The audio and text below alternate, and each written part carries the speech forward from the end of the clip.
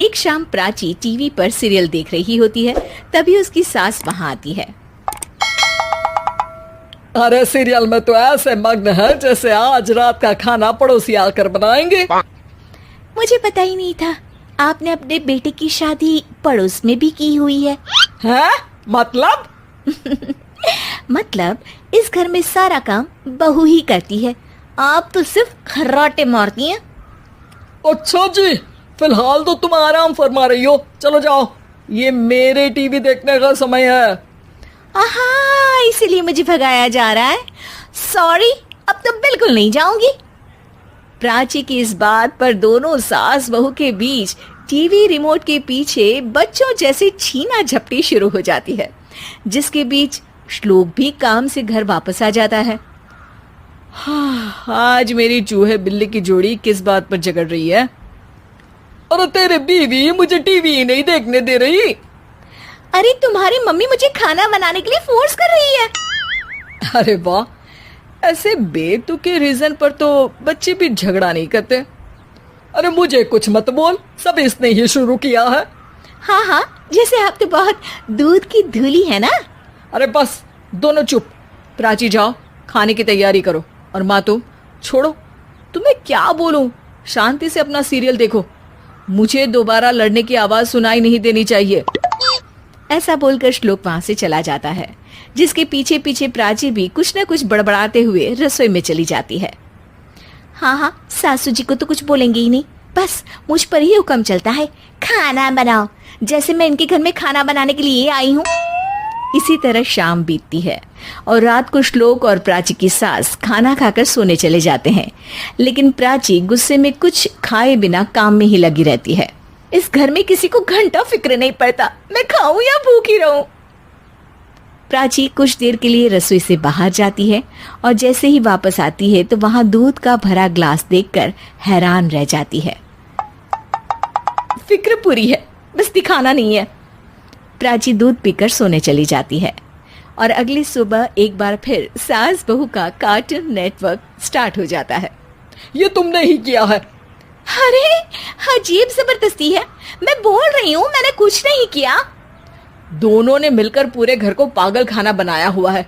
यहाँ कोई नॉर्मल इंसान तो रह ही नहीं सकता, इसीलिए अब पड़ोसी क्या रिश्तेदार भी घर आने से कतराते हैं। और सुन बेटे, तू भी चंगा, तेरी माँ भी चंगी, तेरी बीवी भी चंगी, रिश्तेदार। हाँ जी, आपको नहीं पता क्या, गंगाधर ही शक्तिमान है, रिश्तेदार ही। हाँ हाँ, बस समझ गया। कभी जानवरों जैसे लड़ेंगी तो कभी जुगलबंदी करेंगी। भाई मैं आप दोनों के बीच में नहीं फंसना चाहता। सास बहू की इस मनमौजी जोड़ी से परेशान होकर श्लोक अपना सिर खुजलाता वहां से चला जाता है। चलो अब मैं भी कीर्तन में जा रही हूँ। इस पर जैसे ही सास कमरे में अपना पर्स लेने जाती है तो वहां नाश्ते की प्लेट रखी देख मुस्कुराने लगती है और नाश्ता करके घर से बाहर निकलते हुए कुछ पैसे टेबल पर रख जाती है, जिसके कुछ देर बाद सिलेंडर वाला घर आता है। ओ मोरी मैया, मैं सिलेंडर के बारे में तो बिल्कुल भूल ही गई थी। घर खर्च के सारे पैसे भी मम्मी के पास है और श्लोक से बोला तो उल्टा 4 बात सुनाएंगे। प्राची ये सोच ही रही होती है कि अचानक उसका चेहरा चमक उठता है और वो घर में आकर इधर उधर देखने लगती है। तभी उसकी नजर टेबल पर रखे पैसों पर पड़ती है, जिन्हें वो सिलेंडर वाले को दे देती है। ये सब श्लोक देख लेता है। अच्छा बेटे, इतना बड़ा घोटाला, सबके सामने मैं तेरी दुश्मन और पीठ पीछे तेरी मेरी यारी। इस पर श्लोक एक प्लान बनाता है और शाम को सब एक साथ बैठे होने पर बोलने लगता है। माँ, तुम दोनों की बहुत लड़ाई होती है, इसलिए मैं सोच रहा हूँ कि प्राची को उसके घर छोड़ाऊं, इससे वो भी खुश रहेगी और तुम भी। अचानक श्लोक की ये बात सुनकर सास बहू शौक से उसकी तरफ देखती हैं। अरे ऐसे कैसे घर छोड़ाओगे, मुझे कहीं नहीं जाना। अरे तुमने बोला नहीं पर मैंने सुन लिया, तुम्हें मम्मी के साथ रहना अच्छा नहीं लगता, मुझे पता है। अरे वो, अरे जब बहू खुद कुछ काम बोले तो वो तुझे सुनता नहीं, और अब जो इसने बोला ही नहीं वो तू समझ गया। जब उसे नहीं जाना तो फिर जबरदस्ती क्यों कर रहा है? अच्छा, फिर आपको मौसी के घर छोड़ाता हूँ, बस अब आप दोनों एक घर में एक छत के नीचे नहीं रह सकती। मैं इस टॉम एंड जेरी की जोड़ी को और नहीं झेल सकता। है? ऐसे कैसे नहीं रह सकते? तुम्हें इतनी दिक्कत है तो तुम्हारा बोरिया बिस्तर पैक कर देती हूँ, लेकिन मम्मी जी कहीं नहीं जाएंगी। बिल्कुल यही सुनना था मुझे। अगर दोनों में इतना ही प्यार है फिर हर वक्त ये लड़ाई का नाटक क्यों करती हो? देखा मैंने कैसे माँ किचन में दूध रखती है और तुम उनके लिए कमरे में नाश्ता रखती हो, और कैसे वो पहले ही तुम्हारी दिक्कत समझकर घर में पैसे रखकर बाहर जाती है। अरे भाई, इतना ड्रामा तो डेली सोप में भी नहीं होता जितना तुम दोनों ने इस घर में फैलाया हुआ है। तू हमें टॉम एंड जेरी बोलता है ना, तो याद कर वो दोनों भी एक दूसरे को बाहर वालों की बुरी नजर से बचाने के लिए हमेशा सबके सामने लड़ते थे, लेकिन अकेले में दिक्कत के समय मदद भी तो करते थे। बस हमारा रिश्ता भी कुछ ऐसा ही है। और वैसे भी अगर सास बहू में तू मैं नहीं होती तो दुनिया वालों को कहानियां कैसे मिलेंगी?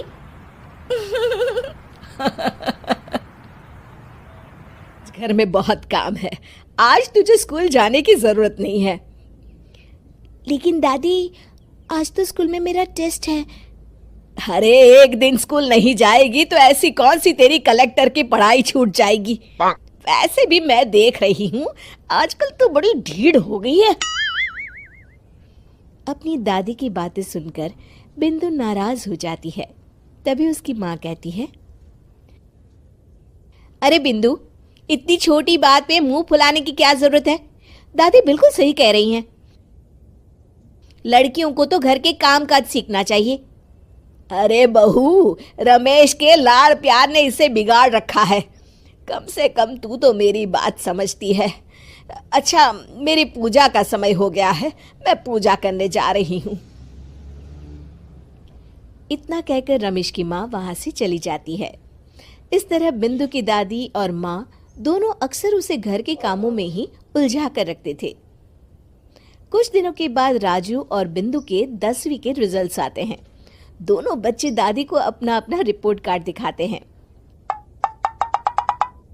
शाबाश मेरे लाल, तू तो बड़े अच्छे नंबरों से पास हुआ है। तभी बिंदु कहती है, दादी मैं भी अच्छे नंबरों से पास हुई हूँ। रमेश की माँ बिंदु को अनदेखा करते हुए कहती है, हाँ हाँ ठीक है, अभी यहाँ खड़ी क्या कर रही है? सुन लिया मैंने, जाकर मेरे लिए चाय बना कर लिया।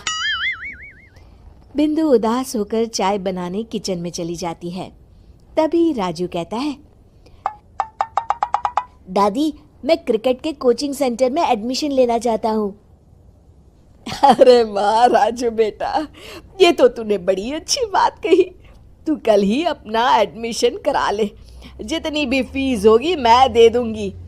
अरे एक दिन मेरा पोता विराट कोहली बनेगा। इस तरह अक्सर रमेश की माँ अपनी पोती बिंदु के साथ दुर्व्यवहार करती थी। कुछ दिनों के बाद रमेश की माँ और उसकी पत्नी दोनों सास बहू मिलकर राजू का एडमिशन अच्छे स्कूल में करवा देते हैं, लेकिन बिंदु का एडमिशन नहीं करवाते। इस बात से नाराज होकर बिंदु अपनी दादी से कहती है, लेकिन दादी मुझे भी आगे की पढ़ाई करनी है। अरे क्या करेगी आगे की पढ़ाई लिखाई करके? हैं, आज से ये पढ़ाई का भूत अपने दिमाग से उतार दे। इतना कहकर रमेश की माँ वहां से चली जाती है।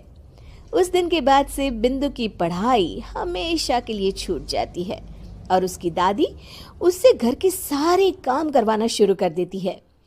इस तरह उसका सारा दिन घर के कामों में ही बीत जाता था।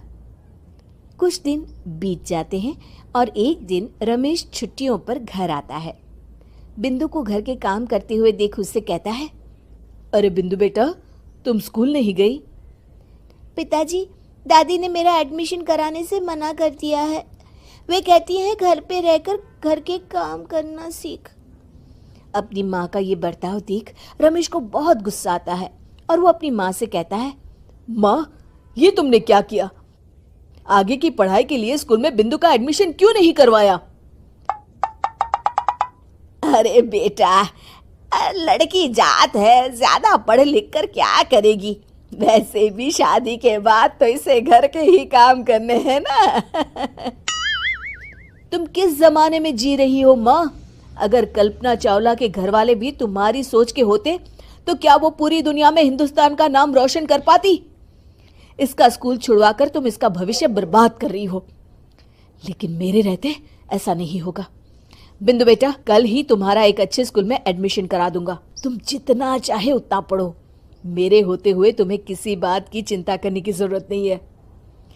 अपने पिता से हौसला पाकर बिंदु खुश हो जाती है और कहती है, जी पापा, मैं खूब मन लगाकर पढ़ाई करूंगी और बड़ी होकर डॉक्टर बनूंगी। ये हुई ना बात। शाबाश मेरी बेटी। शिक्षा, लड़का हो या लड़की, हमें दोनों को आगे बढ़ने का मौका देना चाहिए।